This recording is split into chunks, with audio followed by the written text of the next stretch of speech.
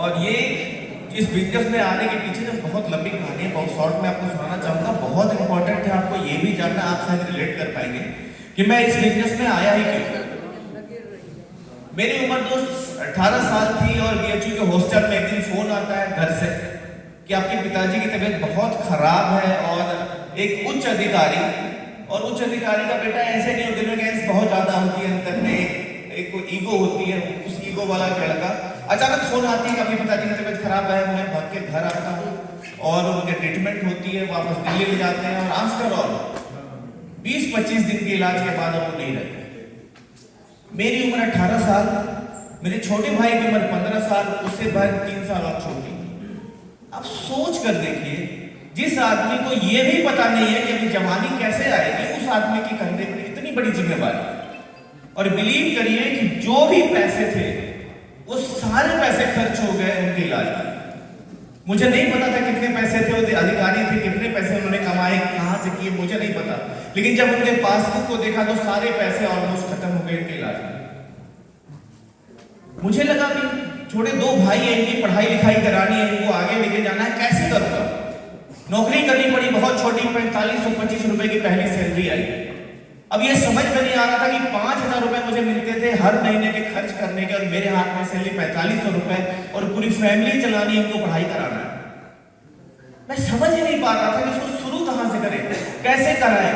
शुरुआत के कई महीने जब पैसे खत्म हो गए थे तो एक ईगो थी, मुझे कोई पहचानता भी नहीं था। तो कई ऐसे दिन भी गुजरे जब कि घर में खाना क्या बनेगा इसकी भी बहुत प्रॉब्लम हुई। मैंने बहुत गुस्सा आया मुझे, और मैंने डिसाइड किया कि इस नौकरी के अलावा कुछ ना कुछ तो करूंगा, यहां तो रुक के मैं नहीं रहूंगा। मैंने कुछ ना कुछ तलाश शुरू करी, और इसी तलाश में मुझे एक व्यक्ति मिले, एक टीचर ही थे। उन्होंने पहली बार मुझे एक ऐसा प्लान दिखाया, समझ में कुछ नहीं आया, मुझे लगा यहां से कुछ हो सकता है।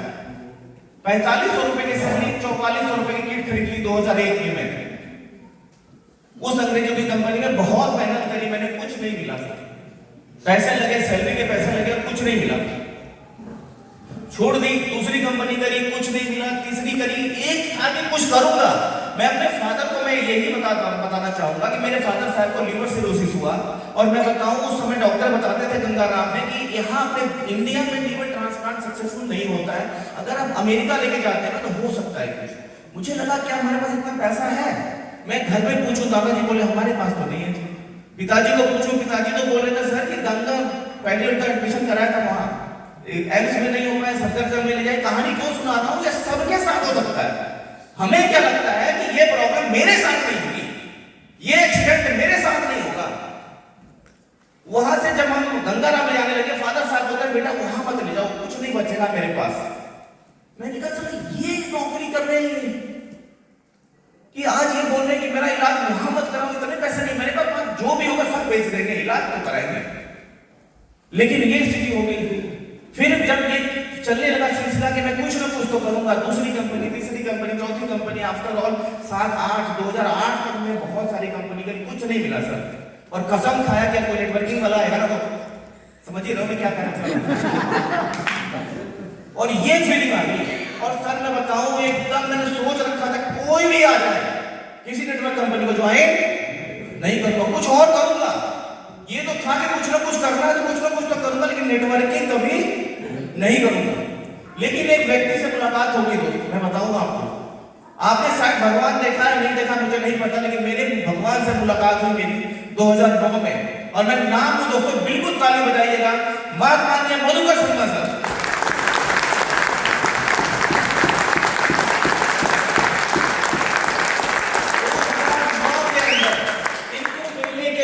मुझे लगा चाहे जीवन में कुछ मिलेगा मिले, अगर इसका साथ मिल गया ना तो जीवन जरूर बदल जाए। उस दिल के साथ उनके साथ लगा, और वो विश्वास जो बना है ना उस दिन, मैंने उसको कभी आज तक कम नहीं होने दिया।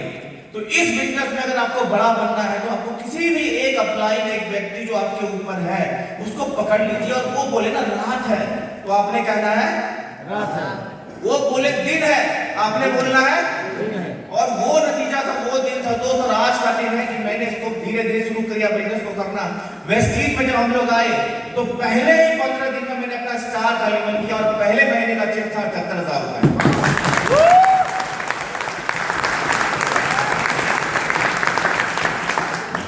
45 दिनों में क्राउन किया, जो चेक था वो था 1,32,000 रुपए। तो मैं टॉप चेक है वो 1,78,000 रुपए का था, और आज टोटल इनकम मेरी यहाँ से लगभग 90 लाख रुपए। और ये काम मैं कर पा रहा हूँ पार्ट टाइम में। रीजन क्या था?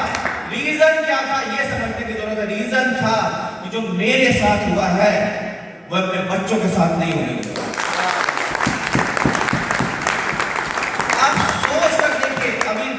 लक्ष्मी भाई ने बहुत यही बात बताई।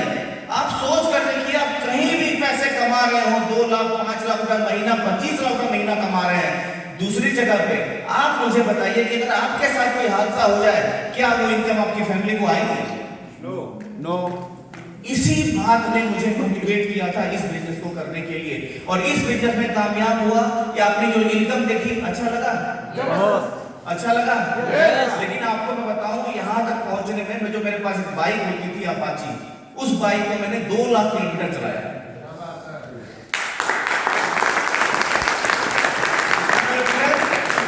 दूसरी गाड़ी खरीदी हमने टाटा मांझा, उसको चलाया 1,85,000 किलोमीटर। तीसरी गाड़ी ली, उसको चलाया 1,65,000 किलोमीटर। और अभी नेक्सॉन है मेरे पास रिसेंटली, वो चल चुकी है 1.5 लाख किलोमीटर। आप अगर जोड़ लें तो लगभग 8 लाख किलोमीटर में ड्राइव कर चुका हूं आज तक। यहां तक पहुंचने में ये दर्द लेना पड़ता है, तब जाके आप यहां पहुंचते हैं। हम क्या है कि दर्द लेने को तैयार नहीं होते हैं, हम वो चीज करने को तैयार नहीं होते हैं जो हमें करना पड़ता है, और हम चाहते हैं कि हमें वही अचीवमेंट मिले जो सामने बैठे लोगों को मिल रही है। हमें कुछ चीजें डिसाइड करनी पड़ेगी। सबसे पहला जो काम मुझे इस बिजनेस में यहां तक पहुंचाऊं, मैं हमेशा आगे बढ़ूंगा, एक ही चीज मुझे है, मुझे बिलीव है अपने ऊपर, मुझे बिलीव है अपने अपलाइन के ऊपर कि वो जो कर रहे हैं और वो मुझे जो कर रहे हैं वो मेरे ही लिए है और किसी के लिए नहीं। बाकी क्या सबके पास है। एक चीज अब मैं यही कहना चाहूंगा दोस्त, जाने से पहले ज्यादा कुछ कहने के लिए नहीं है, समय हमारे पास बहुत कम है। बिलीव करिए अपने अपलाइन के ऊपर, बिलीव करिए अपने आप के ऊपर, बिलीव करिए कंपनी के ऊपर। ऊपर वाला आपको देने के लिए तैयार बैठा हुआ है। आखिर में यही कहूंगा कि अपनी फैमिली के लिए काम करिए। देखिए अपने बच्चे को, देखिए अपने उस छोटे बच्चे को, फादर मदर को, क्या वो ये कहेंगे कि भाई भगवान यही लड़का मुझे हर जन्म में मिले? क्या आप नहीं चाहते हैं कि आपका बच्चा बोले कि यही फादर चाहिए मुझे हर जन्म में?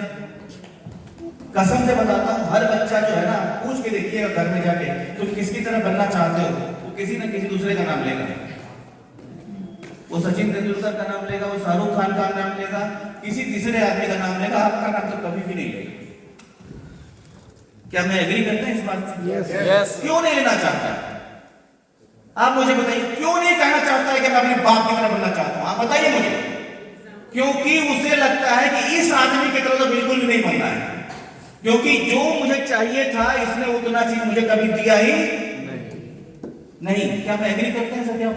Yes. जबकि एज ए फादर हम वो सारी चीज देना चाहते हैं जो हमारे कुवत में है, जो हमारे बस में है। ये बात है कि नहीं है?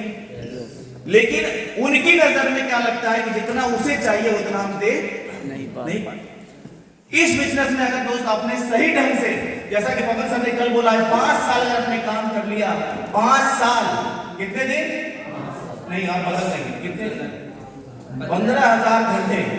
अगर 15,000 घंटे आपने काम कर लिया तो आप कितना पैसा कमाएंगे मुझे नहीं पता, आप कौन सी गाड़ी चलाएंगे मुझे नहीं पता, आप कौन से देश में घूमेंगे मुझे नहीं पता, लेकिन एक बात की गारंटी है कि आपका बच्चा बोलेगा मैं अपने फादर की तरह बनना चाहता हूं।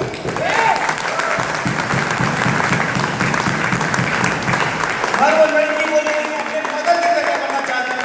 ये वो लेडी है जिसने मेरे सारे सपने पूरे कराए। Thank you so much. आज बादलों ने फिर साजिश की, आज बादलों ने फिर साजिश की। जहां मेरा घर था वही बारिश हुई, जहां मेरा घर था वही बारिश।